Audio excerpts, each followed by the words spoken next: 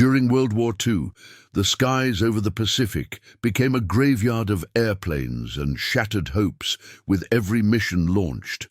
Among the clouds, over vast oceans and islands ringed with anti-aircraft fire, flew one of the most iconic fighters in aviation history, the F4U Corsair. A war machine with a striking design, its inverted gull wings and roaring engine shook the sky with every takeoff. But behind the legendary image of the whistling death, as the Japanese called it, lay a bitter truth. This was a plane that proved deadly not only to the enemy, but also to many of its own pilots. The Corsair was born out of the US Navy's desperate need to outmatch Japanese fighters in the skies over the Pacific. In 1938, Vought Aircraft began designing a fighter capable of speeds beyond 400 miles per hour. What they produced was a beast, powered by a massive Pratt & Whitney R2800 double Wasp engine and a 13-foot propeller. The Corsair needed an unusual design to accommodate its power. Wings that bent downward, then sharply upward, creating an unmistakable silhouette. But innovation came at a steep price. From the earliest test flights, the Corsair revealed a volatile nature. Its long fuselage and protruding nose made forward visibility nearly impossible. During carrier landings, touchdowns on deck became life-threatening maneuvers. It was common to see Corsairs flip over the edge of carriers or plunge into the ocean after a misjudged landing attempt. The Navy, alarmed by these risks, initially rejected the Corsair for carrier duty. Instead, the aircraft was handed to the Marine Corps, which operated it from island runways across the Pacific. Despite constant upgrades, modifications to the landing gear, the wings and hydraulic systems, the Corsair's reputation as a pilot killer stuck. Inexperienced aviators struggled with its temperamental handling, especially at low speeds. Landing the aircraft was often a gamble between life and death, hinging on split-second decisions and instinct. Many young men lost their lives, not because they lacked skill, but because they were flying a machine that demanded far more than basic training could prepare them for. Another deadly factor was the complexity of its engine.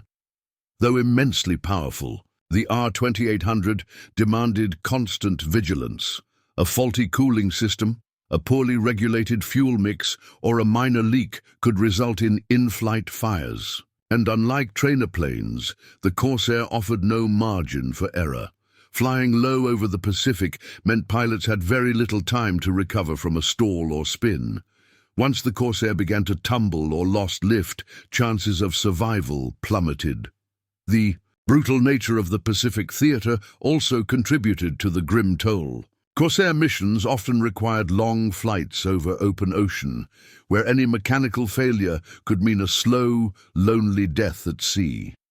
Many pilots perished not in combat, but after running out of fuel, losing their bearings, or failing to return. After sustaining damage, emergency radios didn't always help. A successful mission could still end in tragedy with a single misread fuel gauge. The numbers painted a grim picture. In the early years of Corsair service, nearly 1 in 4 new pilots experienced a serious accident within their first 3 months. Training units often told families that crashes were part of the learning curve, but in reality, it meant the deaths of boys barely out of flight school, barely into their 20s, thrown into cockpits of aircraft that punished every hesitation. Over time, the Corsair was refined into one of the most effective fighters of the war. It performed dive bombing, ground attack, close air support, and high-speed intercepts. Pilots like Gregory "Pappy" Boyington became legends, racking up dozens of kills in their Corsairs. But even the best admitted the Corsair demanded absolute respect. In a post-war interview, Boyington described it as like riding a wild stallion. If you didn't hold on tight, it would throw you. The nature of combat only amplified the dangers. In battles over Guadalcanal, Bougainville, Peleliu, and Iwo Jima, Corsairs faced entrenched defenders, anti-aircraft guns hidden in jungles, and kamikaze-minded Japanese pilots flying agile Zeros. The Zero's superior maneuverability forced Corsair pilots to rely on speed and diving attacks. These high-speed maneuvers often resulted in blackouts, spatial disorientation, or fatal control loss. The Corsair was tough. It could take a beating, but that durability also tempted pilots to push it too far. Believing the airframe could absorb heavy fire, they dove into anti-aircraft zones, counting on armor to save them, forgetting that one lucky hit to a fuel line could end it all. And even if they survived the engagement, the return trip was another test. Many limped back in burning aircraft, with vital systems failing. One lesser-discussed toll was psychological. The Corsair was a fearsome machine, but flying it exacted a mental price. Many pilots reported severe anxiety before missions. The mix of fear, exhaustion, homesickness, and constant tension wore down their nerves. Some passed out from accumulated stress mid-flight. Others froze during combat. The aircraft demanded cold blood, but not every man was built to handle that strain day after day. Eventually, the Navy brought the Corsair back to its carriers after further improvements. But the stigma stuck. Flying a Corsair became a rite of passage. Surviving it earned a pilot deep respect. Yet the reports never stopped. Another pilot lost at sea, another landing gone wrong, another Corsair vanished on a reconnaissance run. The fatality rate decreased, but it never disappeared. After the war, most Corsairs were retired. Some flew again in Korea, once more proving their worth. But even in peacetime, trainers reported the same difficulties. The aircraft's legacy was monumental, but also tragic. The Corsair wasn't just a fighter. It was a bold leap in engineering, designed to win a war at any cost, and that cost included thousands of young men who never came home. Pilots who placed their faith in courage, training, and machinery, but were undone by the unforgiving nature of both man and machine. Today, the F4U Corsair is remembered with reverence. Its silhouette graces museum floors. Its roar echoes in films. Its victories are chronicled in books and documentaries. But for every Corsair displayed in a hangar, there were dozens that disappeared into the sea. Each had a name, a face, a family left waiting for news that never came. And while we admire the machine, we must never forget the men who flew it. Many didn't die from poor tactics or lack of discipline, but because they were sent too soon, trained too little into a war that demanded everything. The Corsair won battles, but it also took lives. That's the truth etched into every memorial for Pacific aviators. A reminder that glory in the skies has always come at too high a price.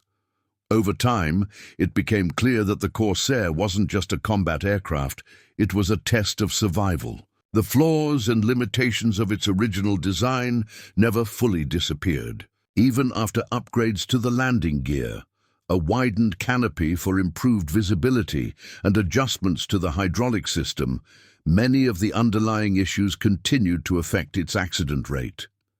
The plane could be refined, but the harshness of war remained unforgiving. One of the main reasons so many pilots lost their lives was the Corsair's extreme performance at high speeds. In the dive, the aircraft could exceed 440 miles per hour, but at those speeds, control over the ailerons dropped sharply. During evasive maneuvers or steep dives against ground targets, rookie pilots often lost control and couldn't pull out. In time, the technology of the era didn't yet include effective hydraulic control systems for those conditions, and many such dives ended in fatal crashes. The Corsair also had immense torque from its massive 13-foot 3-blade propeller. That torque created instability, especially during takeoff or final approach to landing. Some of the most tragic accidents happened during those critical moments. On rough island airstrips in the Pacific, often muddy or cratered from previous bombings, even a slight tilt could cause the aircraft to flip. And given its tall stance, a flipped Corsair often crushed the pilot beneath it. When it came to combat readiness, pilot training was another crucial issue. Many men assigned to fly the Corsair had logged only a few dozen hours in less demanding aircraft. Transitioning to the F4U was often abrupt and brutal. The technical manual for the Corsair spanned dozens of pages, filled with complex instructions for managing fuel mixtures, engine cooling, radiator controls, and propeller pitch. For many young pilots, the terminology alone was overwhelming. A small mistake in adjusting the air-fuel mix could cause overheating or even engine detonation, leading to a total loss of the aircraft. Even for seasoned pilots, the Corsair held deadly traps.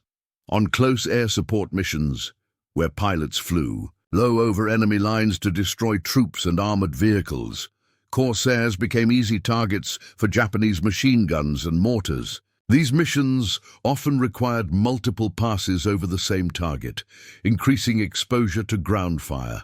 Despite its armor, the Corsair's wings and external fuel tanks were frequently hit, sparking fires that spread in seconds. Bailing out offered little hope. Unlike later jet fighters, the Corsair had no ejection seat. In the event of catastrophic failure or onboard fire, the pilot had to manually open the canopy, release the harness, throw himself out, and pray the parachute deployed. In time, all of this while diving at over 250 miles per hour. Hundreds died trying. Those who managed to hit the water faced drowning, shark attacks, sunstroke, and often were never found. Another tragic layer was how the aircraft was used. As the war dragged on, the Corsair was increasingly deployed in night missions and daring formations, but the F4U was never designed for night flying. Cockpit lighting was problematic, and instrument panels often reflected internal lights that impaired outward vision. Still, under pressure from the war, these missions went forward. Spatial disorientation at night led to numerous accidents. Reports from 1944 and 1945 cite dozens of nighttime mid-air collisions, crashes due to lost orientation, and flights that simply vanished into the sea without a trace. Maintenance issues made things worse. In combat zones, many Corsairs were patched together with improvised parts. Flying in tropical environments, with high humidity and salty air, corroded metal structures and caused electrical failures. Engines were pushed to their limits, and there wasn't always enough trained staff to maintain them properly. Often pilots launched not knowing their aircraft carried hidden defects. The toll on mental health was also significant. Living under constant pressure, knowing that every mission might be your last, left deep scars. Many pilots suffered from insomnia, tremors, appetite loss, and even visual or auditory hallucinations, symptoms we now recognize as PTSD. But at the time, such issues were met with silence or shame. Fear was treated as weakness. Many pilots who died were not just casualties of combat, but of mental exhaustion, leading to poor decisions, delayed reactions, or lapses in judgment at the worst possible moment. Even on the ground, the Corsair was dangerous. Engine tests were so powerful that ground crew risked being sucked into the prop or suffering hearing damage from the deafening roar. Fatal accidents occurred during taxiing, when pilots accidentally collided with other parked planes or ground personnel. On carriers, the margin for error was razor-thin. A slight deviation could cause a chain reaction of explosions if the aircraft hit munitions or fuel storage. Yet, the Corsair's legend as a fearsome fighter only grew. Feared by the Japanese, respected by allies, and admired by the public, few understood the true death toll associated with the aircraft. Postwar estimates suggested over 3,300 Corsairs were lost to accidents alone, a shocking number, especially since many of these occurred outside of direct combat. Air-to-air combat presented its own challenges. Though the Corsair had superior Speed and firepower, it lacked the turning agility of the Japanese Zero. Many pilots were killed trying to dogfight in tight turns instead of using the Corsair's best advantage, its diving speed. Underestimating the enemy or breaking formation often meant death. It was a lesson paid in blood. During the Okinawa campaign, for instance, over 150 Corsairs were lost, not just to enemy fire, but to mechanical failures, mid-air collisions, and landing accidents. Even veteran pilots admitted that every flight felt like a roll of the dice. It took more than skill to survive. It took luck. After the war, some relief came. Many Corsairs were retired or sold to smaller countries. Others were repurposed for civilian missions. But survivor accounts slowly began to surface. Men who had stayed silent for years began to share memories of friends burning in the cockpit, vanishing into the waves, or being crushed in twisted metal.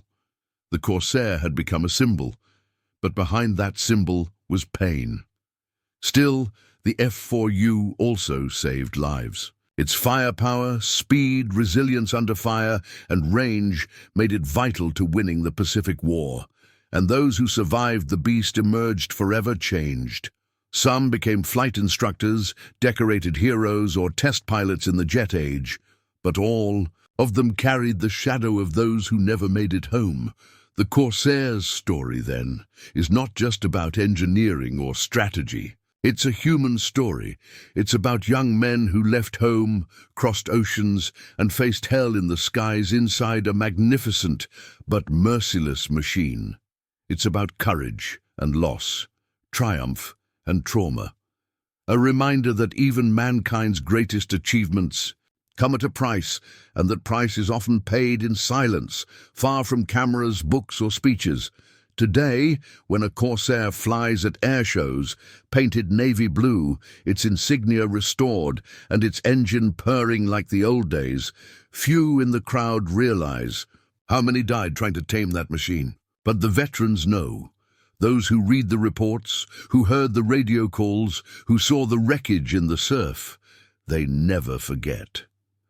The Corsair was one of the greatest fighters in history, but also one of the deadliest for its own pilots. That truth deserves to be remembered, so that future generations understand that behind every wing are stories that cannot be erased. The F4U Corsair was, without question, a masterpiece of wartime engineering, but its complexity and limitations demanded not just skill, but almost an intuitive bond between man and machine. Those who survived flying it spoke of the Corsair with both reverence and fear. No other American fighter of World War II claimed so many aerial victories, and no other claimed as many flag-draped coffins.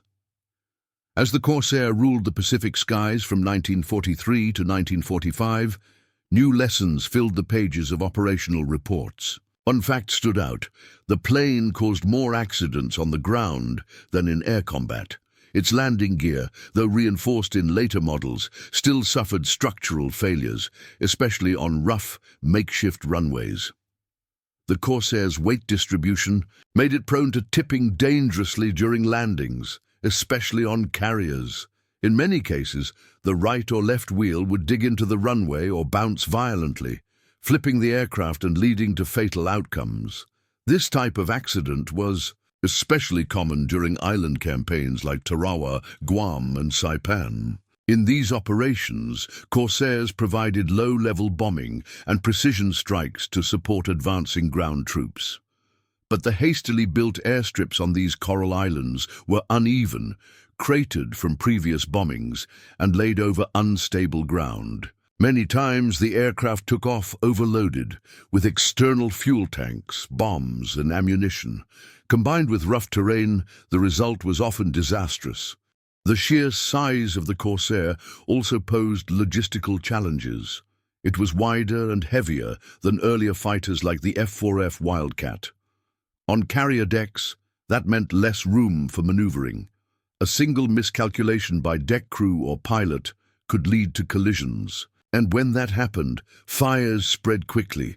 Fuel tanks were not well protected against sparks or impact. Ironically, the Corsair's legendary toughness in combat was a double-edged sword. Pilots, knowing how durable the aircraft was, often pushed it beyond its safe limits. They knew the fuselage could absorb hits, the wings could take machine gun fire, and the engine could withstand intense pressure. That confidence led to risky decisions, flying lower to aim better, making multiple attack runs on enemy positions, or trying to land even after losing part of the landing gear. Those decisions, however, came at a cost. Reports from late 1944 showed a rise in fatalities caused by operational overconfidence. Some pilots ignored emergency procedures. Instead of jettisoning payloads and attempting crash landings, they tried returning to base in badly damaged aircraft and didn't make it. Another major issue was the lack of modern navigation systems. The vastness of the Pacific posed a terrifying challenge. Even the smallest miscalculation in coordinates could result in pilots becoming lost forever, and it happened more often than most realize.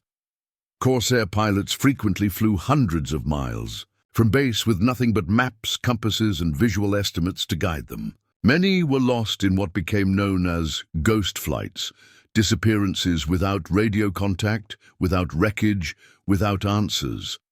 In parallel with the technical challenges, there was growing emotional exhaustion.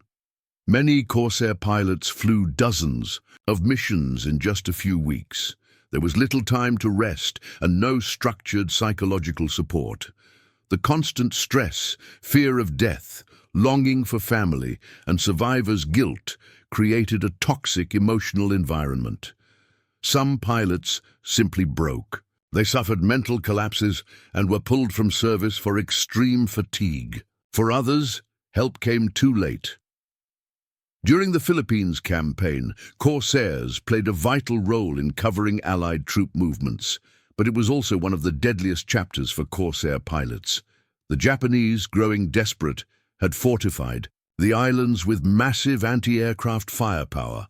The skies over Leyte, Luzon, and Mindoro were thick with flak, explosions, and smoke. Dozens of aircraft were hit on each mission. Many Corsairs returned riddled with holes, their wings shredded. Others never returned at all.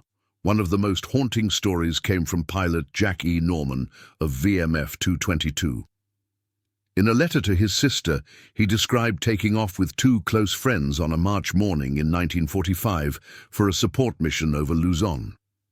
They were hit by heavy fire from a hillside. One friend's plane exploded mid-air, the other plunged into the sea after losing its engine. Norman finished the mission alone, returned with his Corsair engulfed in flames, and managed an emergency landing. 2 days later, he was reassigned due to emotional instability. The war had taken its toll. After the war, thousands of Corsairs were returned to the United States. Some were decommissioned and scrapped. Others continued to serve into the 1950s, particularly during the Korean War. And yet, the same issues reappeared. Landing difficulties, technical failures, navigational errors, and low-altitude collisions. Still, the Corsair kept its fearsome reputation, as deadly to its enemies as it was to its own. Over the decades, several studies were launched to understand the high mortality rate associated with the Corsair. A 1957 Navy report revealed that among all U.S. combat aircraft used from 1941 to 1953, the F4U Corsair had one of the highest loss rates due to non-combat causes, mechanical failures, operational accidents, and pilot decision errors. The report described the Corsair as extremely demanding. In the years that followed, as veterans aged, many began to speak openly about the trauma they had endured. Squadron reunions, veteran gatherings, and memoirs began to surface in the 1970s. That was when the public began to discover the Corsair's darker legacy. One of the most impactful works was the posthumously published diary of George M. Jansen in 1982, titled My Blue Death, a direct reference to the plane's iconic color and the toll it took on its pilots. In it, Jansen described his love-hate relationship with the Corsair. He recounted close support missions over Iwo Jima, flights through tropical storms, the horror of watching friends burn alive, and the numbness drilled into him to ignore the pain. He also wrote of the emptiness that followed the war, waking up at night to the phantom sound of the double Wasp engine, years after his last landing. His heartfelt writing exposed what many tried to forget. The Corsair left scars not only on the body, but on the soul. With time, the F4U Corsair's legacy was reinterpreted. Museums, documentaries, and shows like Bar Black Sheep, based on the exploits of Pappy Boyington, helped craft a more romanticized image of the aircraft. But serious historians always made sure to highlight the human cost behind its performance. Today, the few Corsairs that still fly in airshows are treated as priceless relics. Restorers struggle to find original parts, and every flight is meticulously planned, not just because of the aircraft's rarity, but because of its unpredictable nature. Even veteran pilots with decades of experience admit the Corsair still fights back, if not handled with absolute respect. The story of those who died flying the Corsair is often quiet, drowned out by the victories printed in textbooks. But in every hangar, on every memorial, in every name engraved on a bronze plaque, lives the memory of those who faced the sky with courage. They weren't just numbers. They were sons, brothers, husbands, dreamers, taken by a machine that saved lives, but also claimed many. The F4U Corsair helped change the course of the war, but flying it was never just about skill. It was about survival, and not everyone made it.